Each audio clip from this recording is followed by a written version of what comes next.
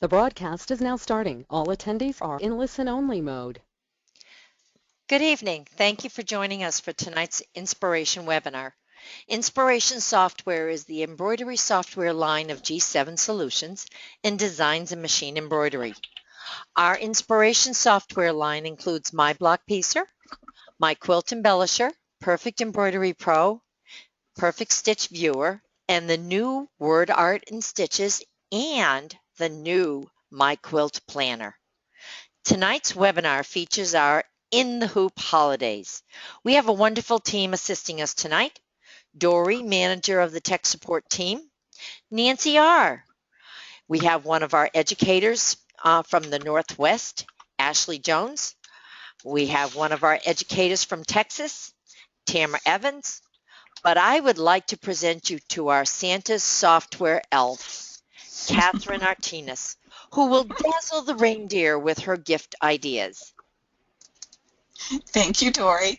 You're Always things to live up to. This particular type of design project, In the Hoop, is one of the fastest growing. I attribute its popularity to the ability to finish the project, one less UFO. The In the Hoop projects can be fast and fun. In fact, the ones I like best are quite simple. The most important thing to remember when we create one is the layering. We're going to be building from the bottom up. If you can picture in your mind how you would put the project together at the sewing machine, that's what we will be doing in the hoop. There are different types of In the Hoop projects. Some are done completely in the hoop. You might have already done standalone lace or freestanding lace. These are the projects that we'll play with this evening. Those are all done in the hoop. We then have some that have more than one hooping. For example, this pincushion, in one hooping you do your wings on water soluble. The yellow is not fabric, it's the table.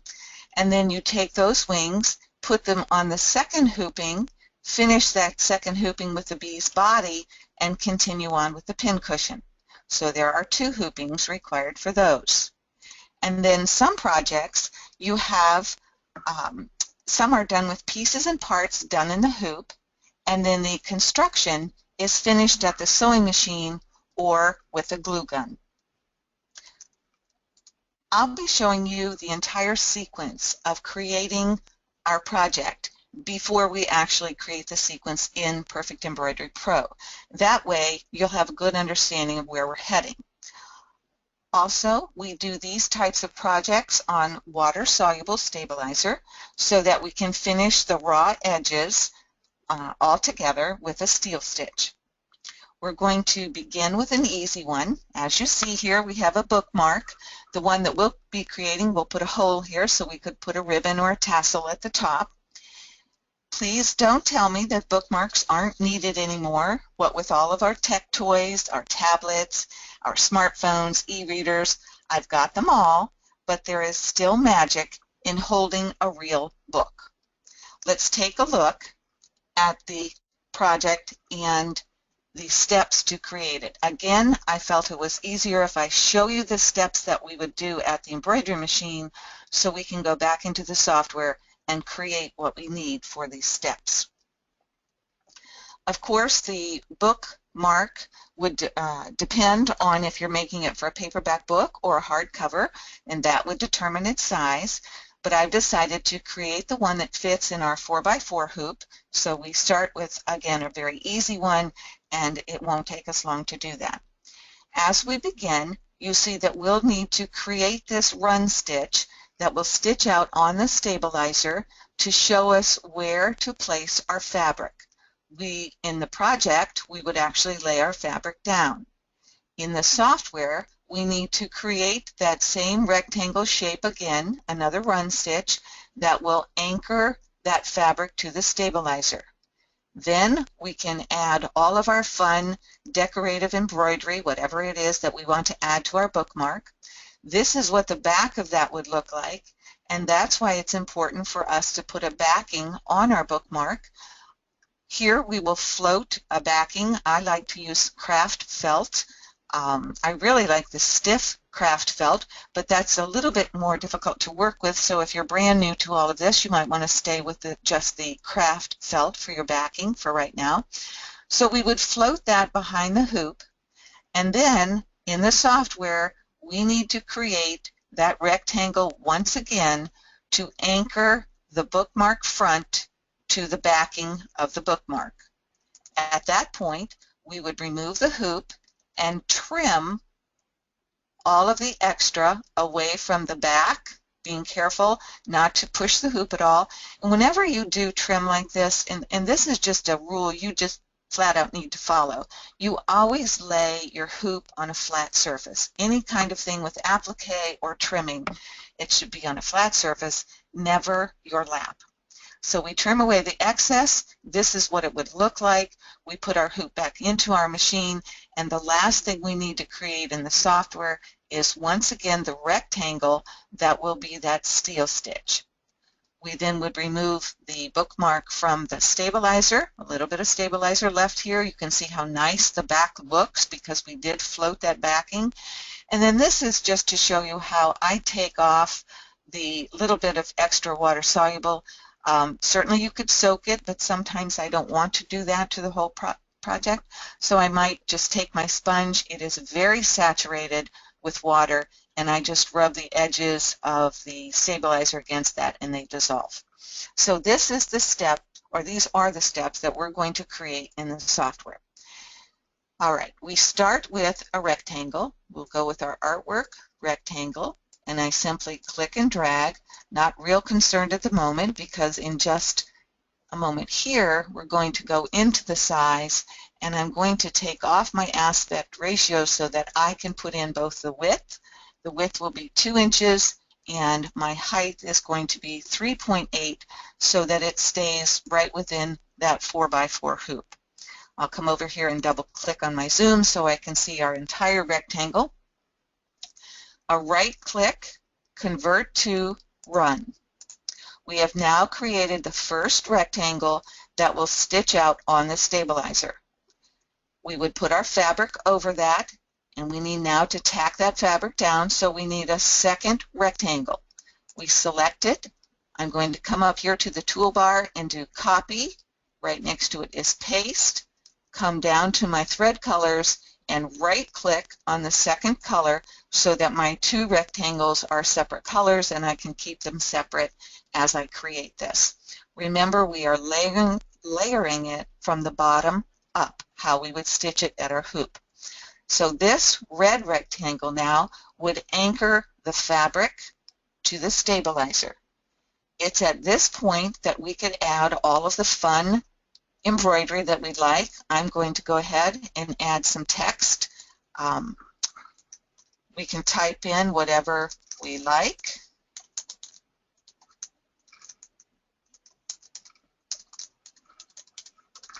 Okay.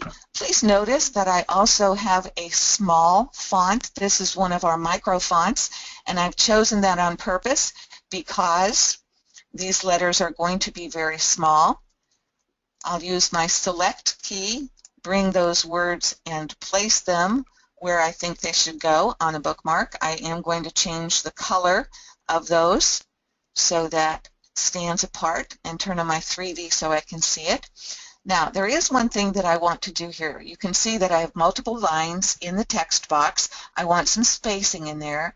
I'm going to come back over to my properties text, and in the line spacing, I'm going to bump that all the way up to 95%, hit apply, and you can see that by doing that, I have more white space between my characters. And I might want to just rotate that for a little bit of attitude on our bookmark. We can add anything else that we think might be fun. Let's come over here to our text designs. These are your built-in free designs, one of many groups. I will click 3 times in this screen to find my frog. I double-click him, drag him into position, and I could stop there if I wanted to and just have that be my bookmark decorations on the inside. But let's do one other fun thing. I will select the second rectangle, right-click, create outline. I want it inside the rectangle, and I'm going to type in a 0.15 as the distance away from the original rectangle. And you can see that it puts it there equidistant inside the first rectangle. I will right-click, convert to, run, but I'm going to come over here to Properties and change that to a motif. Using the drop-down arrow, we could play forever to decide on a fun motif, but I'm going to go ahead and choose 107, and I'll apply that, and I'll also come down here and right-click on number 5 just to change the color. And again, we could continue to add whatever you thought would be applicable here inside your bookmark. So at this point in all of our stitching at the embroidery machine, the front part of the bookmark is complete. What we now have to do is, knowing that we would float the backing behind this bookmark, we need another rectangle that would anchor the backing to the front of the bookmark. So once again, I'm going to click on that red rectangle, come up here to the toolbar and do a copy paste. It is resting on top. Let me change the color. I'll go ahead and make it a brass color. Now, I'd like to direct your attention over here to the sequence box. When we are doing these in the hoop projects, it is all about the layering or the sequence. When I selected this red box and did a copy paste, paste will always put it right after the original position. So you see that this last triangle is in the third position. That means it would stitch out before all of the decorative frogs and words and so forth. And that is not in the correct position. So instead, with this selected, we want to come up here to the toolbar and ask it to move to front, which in essence is putting it in the last position. Now, if that term sounds a little backwards, okay, remember it says move to front. Remember that the software gives us the sequence from bottom to top. Okay, we are always creating something, the bottom layer, and then we lay something over that, and we lay something over that, etc., so that we are doing this from bottom to top. If you want to think of that button as move to top, you can do that. Move to front, it's actually putting it in the front of this line, if we look this way, or the front being on top. So if that helps for you to understand that button, it's really putting it last in line right here. This becomes the tack down for our backing, and we need one other rectangle that once we trim away all that backing, that we would give our steel stitch to the outside. Remember, the last thing I did was copy paste, so that rectangle is still in the clipboard. I do not have to copy it again. But if you want to, there's certainly no harm done. We're going to do a paste. I'm going to change the color to purple, right-click on that last rectangle, convert it to steel, and I now have my finishing edge to that bookmark, which is what we want. And you can see that it is in the last position, so everything will stitch out properly. If you want to add a hole so that you could add ribbon or tassel or something like that to your bookmark, all we need to do is use our text, type in a capital O. The one that I like to use is all the way at the top of the list. It's the Bauhaus. I know that that gives me a nice round circle. I will get my select tool, drag my O over to where I'd like that, and I'd probably change the color to stitch out. But here again, we think of the layering. This O needs to be the last in line after the backing is on, because we need this O to stitch through all layers. Then, after the embroidery is finished and we have removed it from the stabilizer, you can use an awl or a very sharp scissors to take out that fabric inside your hole and then thread your tassel or your ribbon. So there is your very first in the hoop project. It is a bookmark. Okay, let's go back to our pictures and we'll take a look at our second project. Here is the second one that we did, and if you wanted to do the whole, that's the hole, and you can thread ribbon again or tassel. And here's another sample for you to create with some different text. And this book is in your symbols, so it's included and you can recreate this. Our next project then is a corner bookmark. And this one, we're going to ramp it up just a little bit. The first bookmark was flat. Here we have a three-dimensional. Can you tell here with the shadow that this is really an opening? The top layer, and then it opens, and then there's the bottom layer. I'll show you what it looks like here on a book. This is a corner bookmark, and you can see that because that is open, that's how we slip in the pages. So this is what we're going to create next. And as we look at our steps first, we're going to create the triangle shape, and actually we'll be putting in the scallop before we do this, but this is our first position. It is the run stitch that will show us the position of our fabric. We would then lay our fabric over that, use the same shape as our tack down of the fabric onto the stabilizer. We then need to trim this away, and this is the difference between this corner bookmark and the first one we did. To make this a 3D sort of thing, an opening here, we trim away the top edge, and then we add another portion, a line that is just that top edge that becomes our steel stitch. That way this edge is finished. We add all our fun little embroidery, whatever we want to add there. Then we need to enlarge the shape so that the backing is larger than the front, and we will create this line. This is our fabric placement line. We would float our fabric, which is again felt, behind that, knowing full well the size of our fabric based on the stitching that we have there. We then repeat that stitching so that it anchors the top of the bookmark to the backing.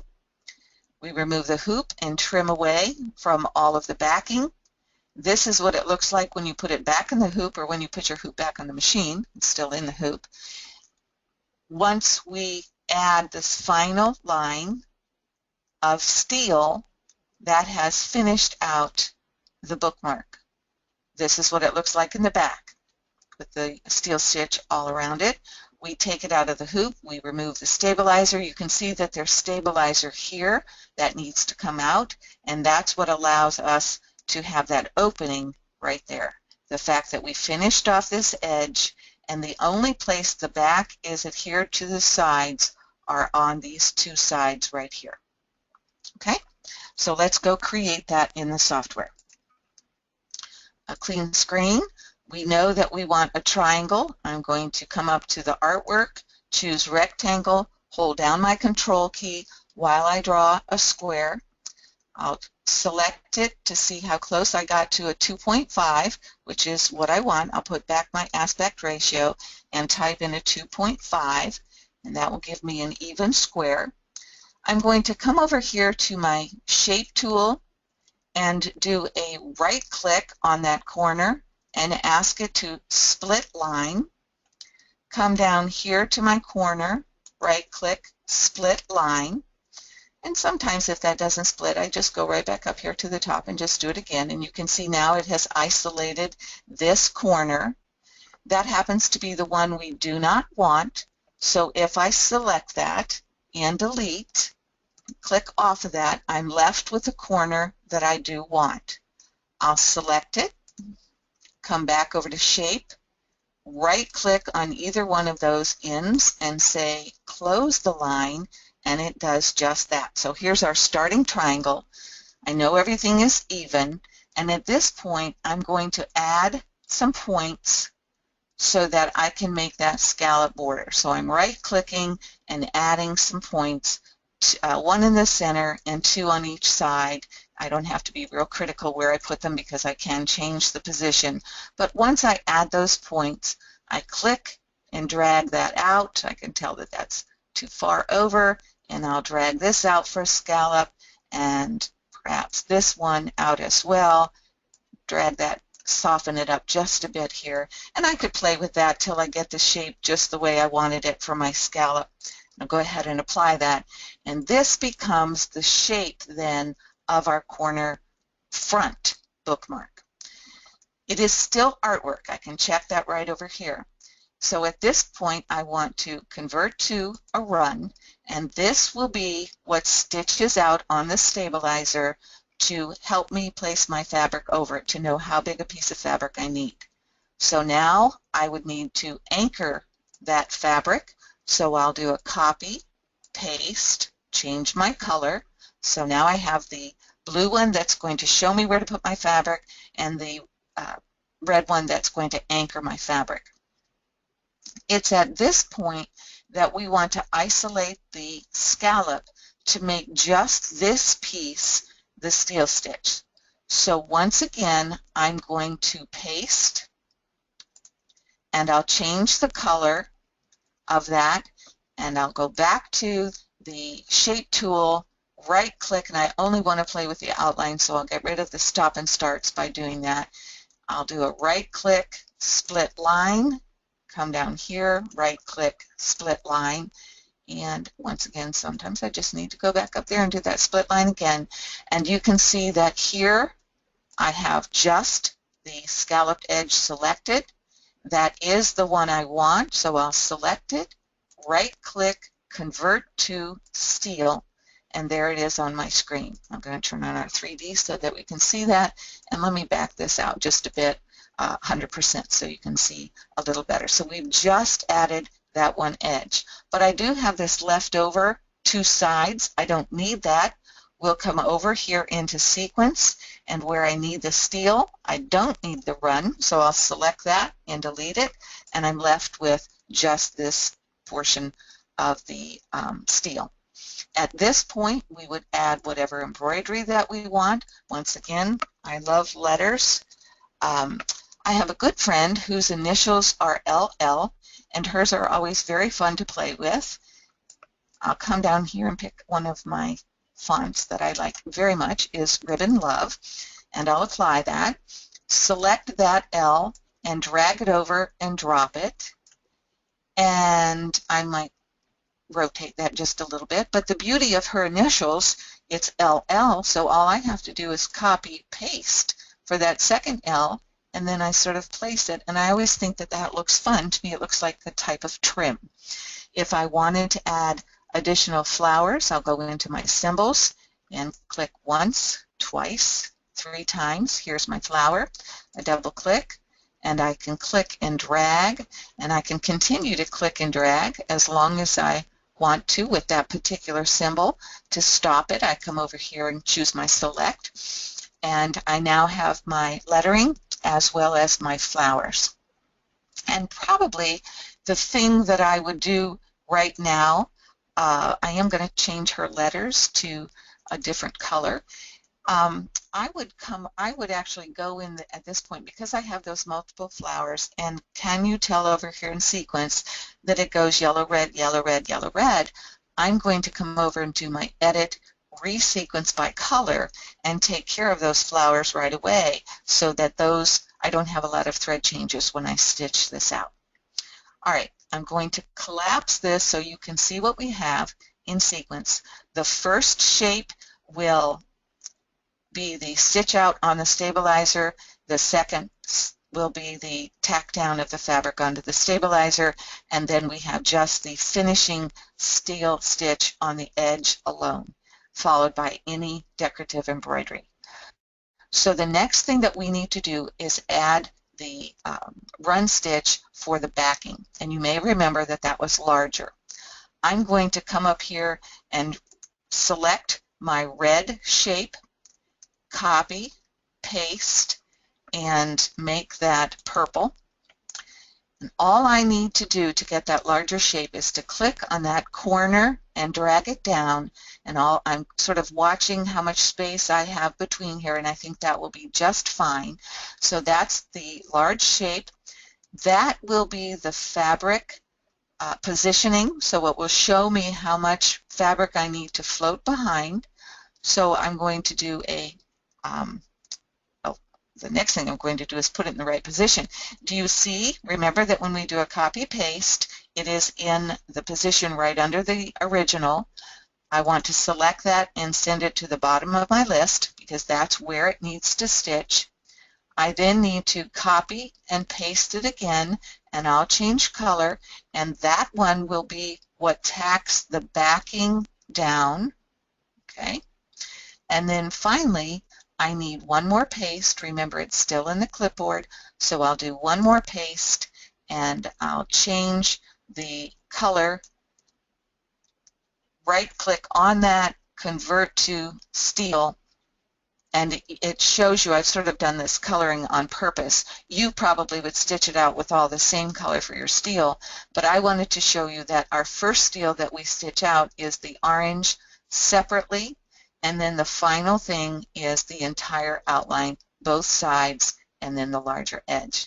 So this then becomes your corner bookmark. All right, we'll take a breather here. We've done the 2 projects. I'll stop and ask Dory, do we have any questions? Oh my goodnesses, yes.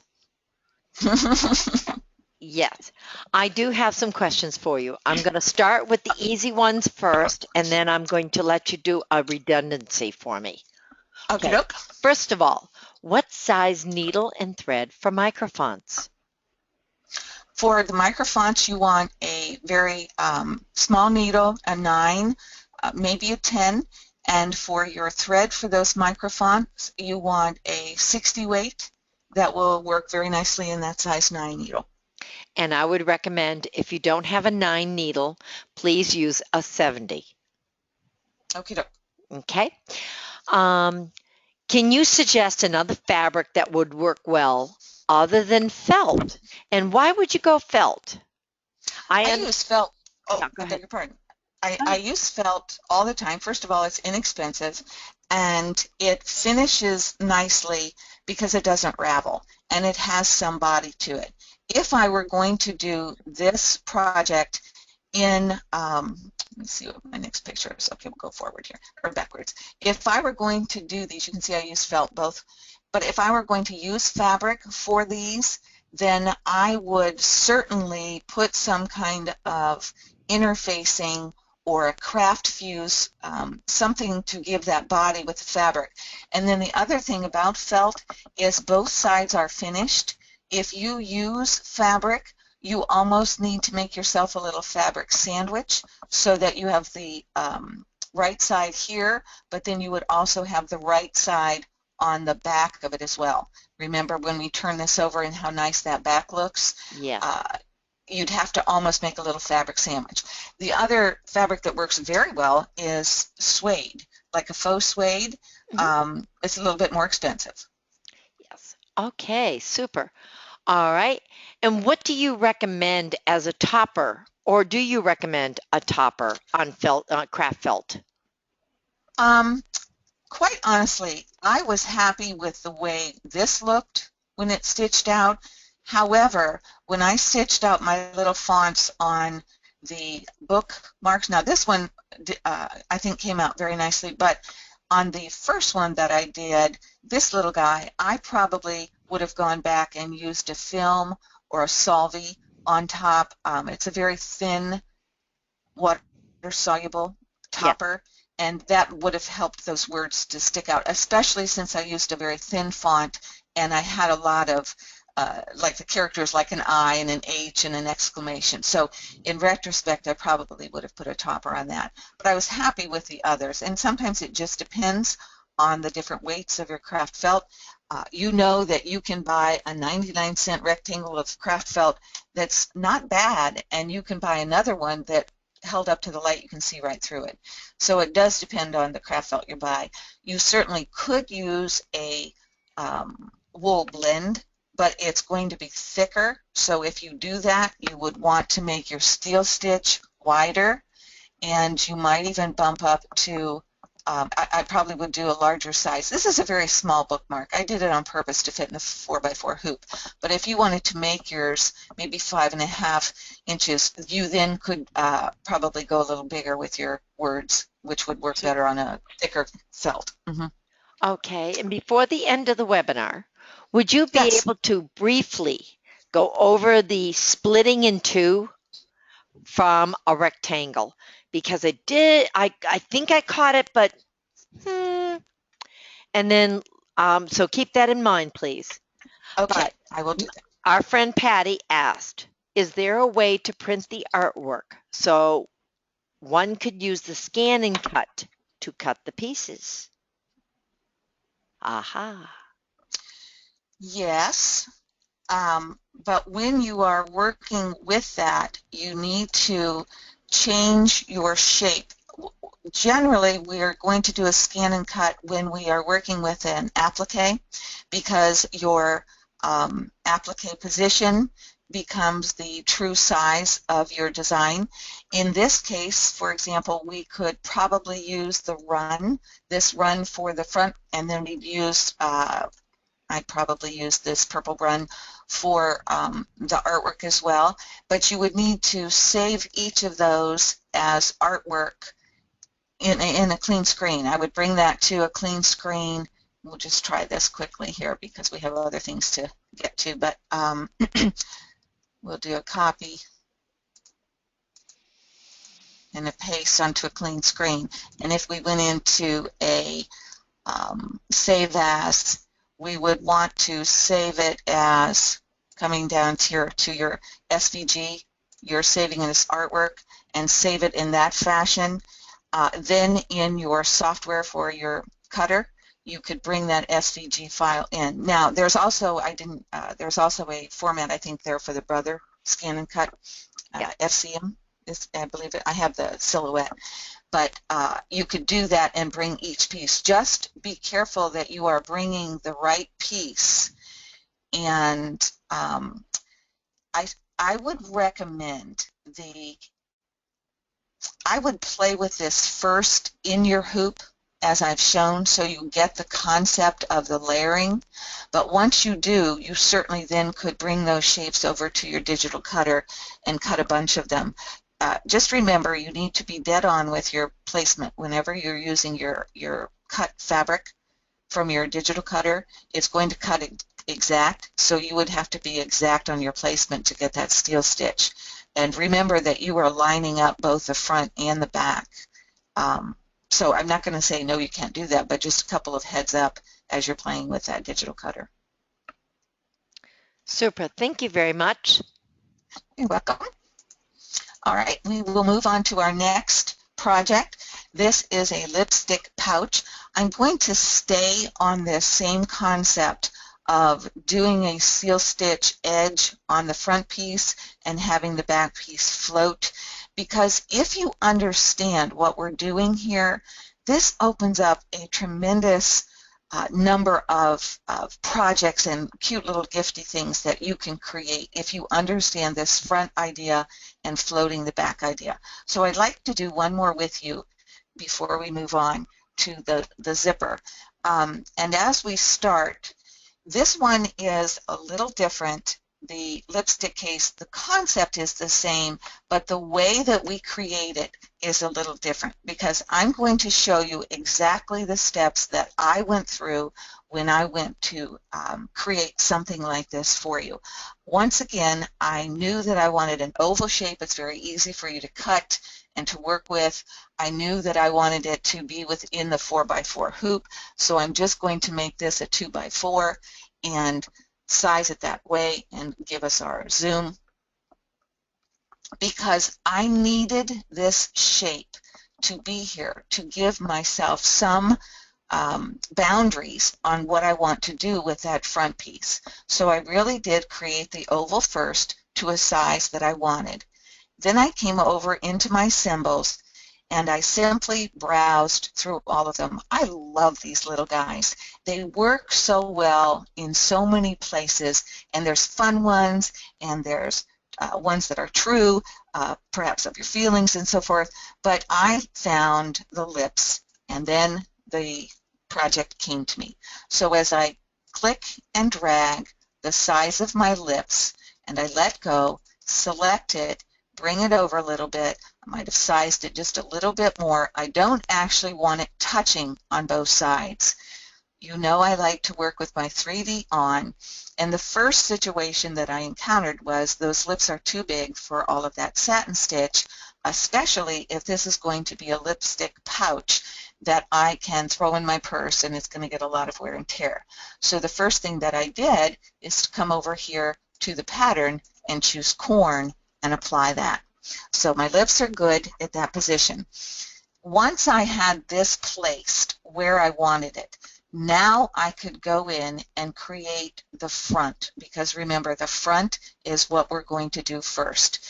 And as I say that, let me take you through the steps. We're going to do our shape on the stabilizer, again, water-soluble mesh. We would lay down our fabric. In the software, we need to create that shape again so that we can anchor the fabric to the stabilizer. We need to create the shape one more time to fill it with a stipple. Our lips would be stitched at that time over the stipple. We would trim at the top of that shape so that we could do our steel stitch, and that's a little hard to see because it's in pink, but the steel stitch is covering our open edge. Then we would do, in the software, we need to create that oval. That would be the placement for the backing fabric. We then float that fabric behind there, and we need to recreate the stitching to anchor that floated background, but the background, anchor that to our front of our pouch. We then remove the hoop and trim away the excess in the back. It looks like this. Return the hoop, and the last thing in the software we need to create is that finishing steel stitch around the outside of the oval, and as you see, removed from the stabilizer, once again we have that 3D effect. So that's where we're headed. We already have our lips in place and our oval. I'm going to click on that oval, copy, paste it, change the color by right-clicking, and I'm going to come over here to my shape tool, and now I have points, but I don't have enough points to make the shape of these top of the lips, so I'm going to right-click and add those points. Right-click, add, and maybe right-click, add, and then, oops, and a right-click and add a point right there. And then I'll add a few more on this side, right-click, add, right-click, add, right-click, add, and one right above that. I'll leave that right on the circle, so add another. I then want to select almost all of those points, right-click, and make them line. I don't want to deal with the curve of those. So at this time, I can take that point and drag it down to my point of my lips, make that be the point here, drag these down, and all I'm doing is coming very close to this. I'll need to make that a line as well. I'm coming very close to the shape of the lip, and I'll bring that to the top. Bring this one down, and I might even have too many here. So at that point, I could make that a line, and I have recreated the shape of my lip. Are you noticing that we're sort of creating this out of order? This is not the order that we would have things stitch, but we'll address that when we're finished. This is very real. This is how I created it. I didn't know where I was going. I played around with the lips. I knew I now needed the shape. At this point, I would right-click, convert that to a run. So this is the run stitch that's going to show up on my stabilizer to indicate to me where to put my fabric. I need the tack down stitch for the fabric, so we'll do a copy, paste, change that color, and that's going to anchor my fabric to the stabilizer. I'm going to paste one more time because you may remember that we had a stippling effect going on. So here's my shape, but I'm going to right-click, convert to complex fill. I don't want all that fill, so we come over here to the fill type, click on our drop-down. I want stippling, and I'm just going to use the piano and apply, and you see it fills in that area with the stippling. If you wanted to, you could play with the density and so forth, but that looks fine for me. So there are my positions for the fabric and the tack down for the fabric, and then the lips and the stipple are all the decorative embroidery that I would like to do. At this point, we now need to do the upper area of the stipple, just that upper area. So once again, I'm going to select the full shape, copy, paste it. I'll change the color to purple. But see, it's in the wrong position, so with it selected, I send it to the bottom of our list, and now it's on top. This is where, for whoever wanted that split, we're going to do another split right here with our shape. So we use our shape button, and on that point right there where I want the split to happen, I do a right click, come down to split line. I then come over to the point I want the split to happen. Right click, split line. And do you see how just this top line is selected? If you take a look over here in sequence, you see it's divided those into two pieces, so it has split my line. This is the point that I want. I will select it, right click it, convert it to steel. And there's my steel stitch just on the upper edge of the pouch. Come over here to sequence, click on run. That's the part I don't need, so we'll hit our delete, and I'm left with just the point I need. At this point, let's come over here and check our layering out. First of all, I'm going to do a right click and collapse all so that I can see all of the things that I have in line. The first in line is the oval. That does not need to stitch out at the moment, and it's also still artwork. So I'm going to send that to the end of the line by doing our move to front button, and you can see now it's down here. So let's check out the rest. If we do, the other trick that I like to use is to hide all. I have nothing on my screen, but if you take a look right here in sequence view, your eyeballs are gray. All I have to do is click on the eyeball. This will be the first stitching on the stabilizer. I would then lay my fabric down, and this is the second stitching that would anchor that fabric down. I then would do the stipple, which is correct. That stipple needs to come before I stitch out my lips, so that is correct. And then, because all decorative embroidery is finished, I then would have the stipple just to clean up that edge on the front part of the pouch. So this front part is all complete. At this point, we need to finish off the larger oval for the backing. So I would bring back this original oval that I used to shape everything. It's still artwork, so I'll do a right click, convert to run. It's in the proper position. It is stitching out after all of the top portion. This would show me where to place my backing. So I need to copy that and paste it back in. Let me change the color to the brass. This one would be the tack down run for my fabric. And then if I paste again and change the color, right click, convert to steel, that is our last stitching. And once again, I've left those two colors so you can see the difference.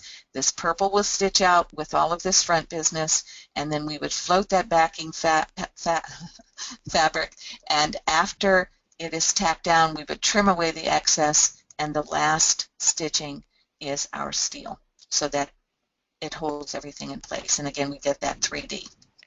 Oh, that's awesome. Oh, good, because doing that, understanding that procedure. Very quickly, you can see those procedure used, but I wanted to show you that if you change the shape or the design that you put on, and then you change the shape to adhere to the design, you're doing the exact same procedure as we just created. However, by changing the size of the original oval and changing the design that you put on instead of lips, the scissors came from the symbol as well. You can create a scissors case.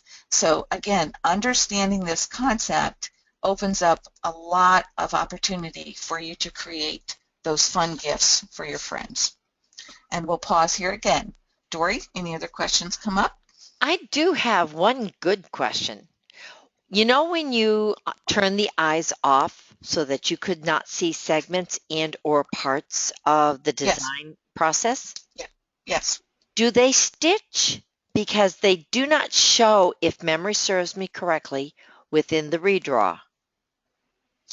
They do not, when you, it will only show you in redraw what you have brought up to the screen. Okay. Okay, only in redraw. But if I hide all of these, okay, and I do a save as, and we'll just call it lips hidden. Oops. 2 Ds. Yeah, good. 2 Ds it is, lips hidden, and then we'll close this design out and open it back up. Let me find it here. Do you see all your stitching is still there? So it does. So it even activates. though it really does, that hide only is a visual aid. It has nothing to do with what is included or excluded in the design. Cool, cool, cool. Cool All right. indeed. Now, I have another question. Sure. Our friend Patty wants to know, does the line split always work in a clockwise manner?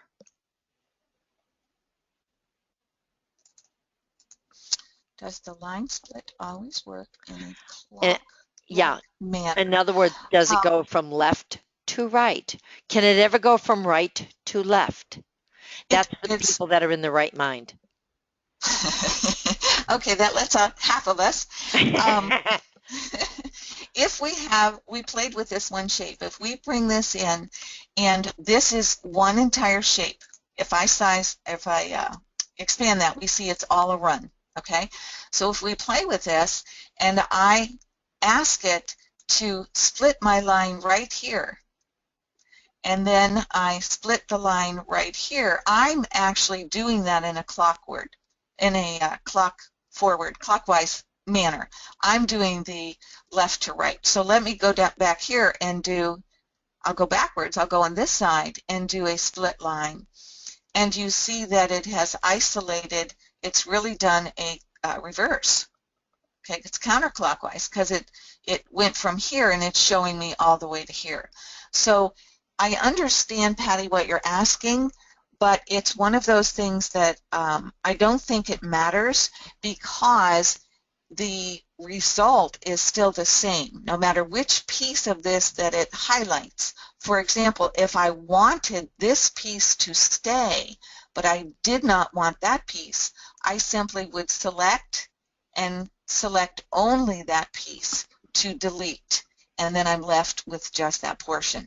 So as far as the splitting the lines, you're controlling the 2 points where that line will be split. But then it's up to you to pick the right one to either play with or delete or do differently in some fashion. Super. Thank you. Okay. You're welcome. All right, we're going to move ahead then to this type of In the Hoop project. And this is the one that is probably the most popular, the type that has a zippered bag. It makes a wonderful little pouch for, as you see, a coin purse, a pencil case, a makeup bag, whatever it is that you want to add. And we are going to start with a very plain, easy one. Okay, you can get very intricate, very fancy, very different with your shapes. You can create an entire hipster purse in the hoop, but that's not what tonight was about. Tonight was to show you the basics of layering when you are creating these types of things. So that's our project. Let's move forward to see how we create this. This time we're going to hoop tearaway stabilizer. We don't need it to be wash away because we actually put one layer of fabric to another layer of fabric, right sides together, sew them, and then turn them right side out. So the water soluble is not important for any finished edges. We still need to create the shape, the run stitch of the original shape, And then we're going to come and create the placement rectangle for the zipper. Now your standard zippers are 1 inch wide. We'll make it a little longer than our shape. In doing the project, you would then lay down your zipper within this rectangle that we've just created. And you can see I have a little painter's tape above and below the shape to hold the zipper in place. The next thing we're going to do is to add these straight lines of stitching, these 2 red ones right here, not the outside ones, but the inside ones, to anchor the zipper to the stabilizer. All right. Now, there are a number of different ways to do this type of project. And if you've done some different ways before where you lay the fabric down and put the zipper on top and decorative stitch it down, that's fine. But the way that I've chosen to show you this evening gives us a finished edge here on the outside. So again, many different ways, but this is the one that I've chosen to share with you. So we have these 2 lines that will be our run stitch to anchor the zipper. At this point, we're going to add the fabric that's really going to be on this side of the zipper. Right side down, we align the raw edge of the fabric to the edge of the zipper, not the stitch line that we just put there, but the edge of the zipper. With that fabric aligned, we then need to, in the software, create the line of run stitch that will anchor that fabric to our zipper. You can see that it's right side facing down. This is just a little bit of interfacing craft fuse that I put on the fabric to give it a little bit of body. You can see I was not concerned terribly about how straight it was. I knew I did not want it within my stitch area here. So this stitches and anchors this fabric down. We then take this fabric and flip it over, as you see here in this picture, and we would finger press this down. Then in the software, we need to create that arc to anchor that fabric into position. We then come and do the same thing for the other side. In the project, we would align our fabric to the edge of the zipper. In the software, we need to create this run stitch to anchor the fabric. We then flip over the fabric and finger press it, and then we create this arc on the left side to anchor that fabric down. Okay, we'll move to here, and this is just a little aside. Those of you that have done this before, there are 2 schools of thought, one of which is to bring that stitching across the zipper. You can see I've added it with a turquoise line, but if you do it this way, that means you have to have your zipper open so that as this is stitched, your zipper is open and you have not isolated the head all there by itself and you can't open it. However, if you do that, you run the risk of the zipper head being in the way when your embroidery, your presser foot is moving around doing the additional embroidery and so forth. So I prefer to just have my line of stitch right up to the edge right here of the fabric so that I can always have my zipper head pulled up to the top out of the way of the presser foot, and in the very final stitching it will anchor it across once the zipper is open. But this way there's no harm of my losing the zipper head because the zippers are intact at the top and the bottom. I haven't cut anything off yet, so that's the way I prefer it. To finish the project, we would add any embroidery that we'd like to the zipper side of the pouch, and then once this is all finished, we are going to add the top part of the pouch. In this case, just a plain piece of fabric, because we needed to start easy. And something for you to notice, certainly right side down. I do have a little bit of that craft fuse here. But at this stage, it is very important that you have your zipper open at least halfway. If you fail to open the zipper, you will sew it closed. So you want to make sure that that's open. And you would write yourself that note when you are doing this project.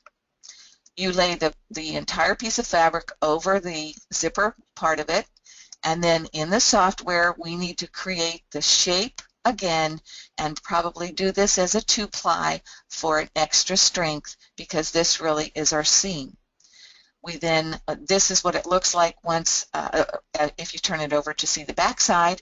And when you remove it, you want to make sure you remove that tearaway from the zipper portion so that we can open it. And once it's all the way open, we take the right side out and then press carefully, and here we have our zippered pouch. So let's go into our software and create this. We start with a clean screen. I'm going to start with an oval, and I will draw it to begin with. We are going to use a larger hoop, so I'm going to bring that up on screen. My 5x7 hoop is the 130 by 180. I'll go ahead and OK that. I know that oval is very small. We want to size this over here and take out my aspect ratio. The width I'm going to have is a 4.5. The height is a 5.5. Certainly has to be big enough to carry all your money. So here we have our circle. I'm going to right-click up in the ruler to center origin to make sure that is in the center. And then we'll go right to creating our rectangle that will be the placement for the zipper. Again, I'll just draw it quickly. I'll change the color. Just select it first before I change the color. You see it red there. And I'll come over here and set the size. I know I want it at 1 inch, and 6 inches will be long enough to extend past my oval. I want to center both of those things on each other, and then right-click center origin, and now I know that everything there is in the center. This red line is the placement for my zipper. We now need to create the stitch lines that will anchor the zipper to our stabilizer. We'll come up here and get our pen, and I'll click at the top to anchor, drag down and click at the bottom to anchor. A right-click will end it. I'll do the same here. Click to start, bring it down, and a right-click, click to anchor, right-click to end it. I want to select both of those and change the color. Again, you have noticed all along that each piece I create, I make a different color so that it's easy for me to isolate it if I need to. First thing we'd like to do here is change all of these items. I've left them all artwork at the moment. I'll do a selection of all, right-click, convert to run. And now they are all run. I'll turn on my 3D so you can see that. All right, these lines here are going to anchor the zipper. And I could pick that up and move that over just a little bit because I want to also give myself some room for the next 2 rows of stitching. Those teal anchor the zipper to the stabilizer. At this point now, we're going to play with the fabric. So I need to create a line of running stitch that will anchor the fabric so that I can flip it over and then do my arc. So once again, I go back to my pen, and I'll come inside this. Actually, let me bring over the guideline. If you put your mouse in the ruler and click and drag, I'm going to place that at the 0% because that shows me where my zipper teeth will be if I have that aligned at 0. So now if I go get my pen and I want to be between the zipper teeth and the line that stitched the zipper down, I'm going to start at my arc, drag it down, and end at my arc. Right-click to end it, start at the arc, come down, click on the arc, right-click to end it. And I see I'm a little, I did not really, let me move my point. I'm not very straight there, so I'll bring that over just a little bit. Okay, the next thing I want to do is change the color of those two, so I'll put them to orange, and I would like to convert those to a run as well. So even though it looks like a whole bunch of lines right here, remember the red one is where the zipper will be placed. The aqua ones are going to tack down the zipper. And it's at this point that we want to do the individual lines for the fabric. We now need these are the lines that will stitch down the fabric, the right side first and then the left side. I'm going to change the color of the left side just so I don't get those confused. Okay, so they're different and I can point to them, tell you which one we're using.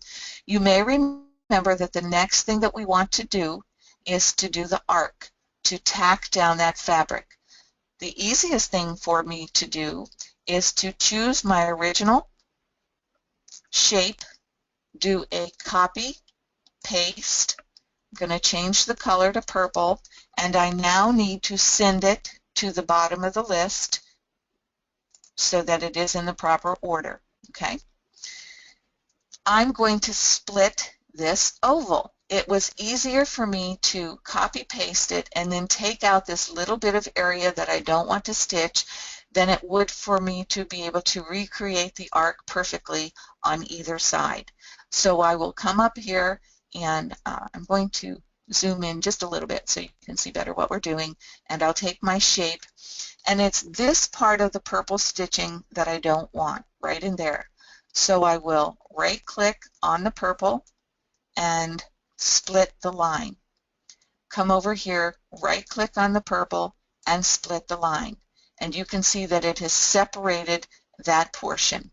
I want to select just that portion. If I don't know that I have the proper point that I want to delete, I can come over here and see that no, that's selecting the entire one.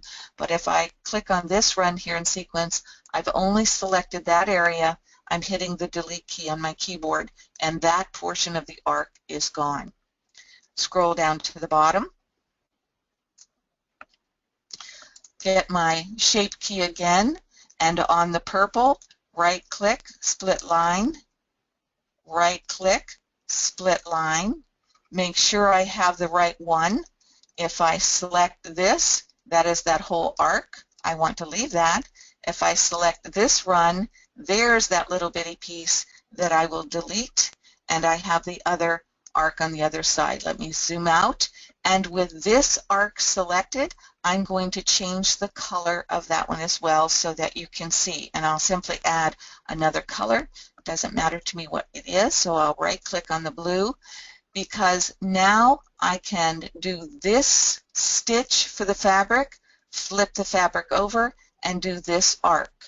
Then I can do this stitch for the fabric, flip the fabric over, and do this arc. And I need to make sure that it is in that order. They're kind of all over the place here in my sequence, so here's a trick that you might try. If ever you find you're not sure what order everything is in, if I select this, I can tell that that's selecting my orange line here. I'm going to send it to the bottom of the line or move to front. And following that, I want the purple side of the arc. So I select it and move that to front. I then go back and choose my other line for the fabric on the left side, move to front, and I pick my final left arc and do a move to front, and now I have that in the proper sequence. We're going to stop and breathe here for just a moment, and I want to run through that again, so I'm going to hide all of them. Here we have our hoop. The first thing that would stitch would be the shape. Now this really is not necessary. It's not anchoring any fabric down, but it does give us a visual of where we're headed. So it didn't bother me at all to have that be a run stitch on my stabilizer. We then are going to stitch out the placement for the zipper, and we would place that zipper down. Then we would have the run stitch that would tack the zipper down to, on either side, to the stabilizer. At that point, we are going to put the fabric in and align it with our raw edge to the zipper, have it stitch that line, flip the fabric over, and then it will do our arc. On this side, we then repeat on the other side, and here's our stitching for our fabric, and then finally it will anchor that fabric down. So we have done everything for the zipper and those two pieces of fabric at that point. We would add whatever embroidery we want, and as on the sample. I'll go ahead and put in what I had, and I like Gesture Pro. I think that's always a fun one. And I'll add that, and then I had another text box for her moolah, and add that. And with those words, I will take that one since it's selected and rotate it twice, place it within the fabric area, take Maria, rotate it, drag it into position, and that's all the embroidery I want to put. You could add as much or as little or quilting or whatever it is that you wanted to add right there. I'll stop right here. We're going to try and leave this an easy one for you to do. And then the final thing, remember, we would now lay right side together the upper portion of the pouch, and we need one final stitch around the entire area. This is where we would make sure we have the zipper opened. I'm going to select that original shape, copy, paste it, put it at the very end of the line, and I'll just add one more color so everything, oh, that's not a good color. I'll go in and make that black so you can see it, and make that outer stitch a black, and that would anchor both layers of the pouch together.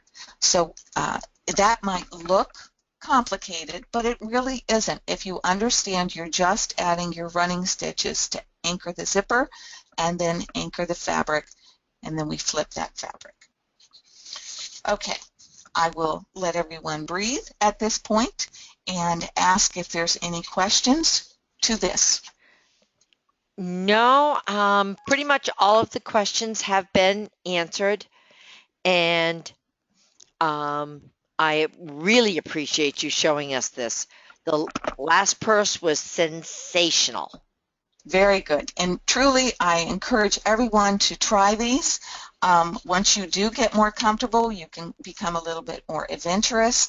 This right here is a two hooping, where the first hooping would be the quilting on the top layer, and you would move through and do this. Then would be the first hooping, and your second hooping would be all the zipper that we just did. So I would encourage you to try things like that. Certainly you could start off with the easy ones first to get the hang of that. And another beautiful thing, remember, is this is a webinar. You get to watch this again and again and take it slowly and be able to create your own in the hoop projects. You can get a good jump on your gift-giving season. Thank you, everyone. Merry Christmas. Good night.